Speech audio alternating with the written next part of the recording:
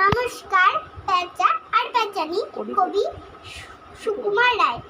পেঁচা কয় পেঁচানি, কাশা তোর চাচানি, শুনে শুনে আর মন নাচে মন পারে মন, মজা গলা চাচা সুর, আল্লাদি ভরপুর, গলা চেরা গমকে, গাছপালা চমকে, সুরে সুরে কত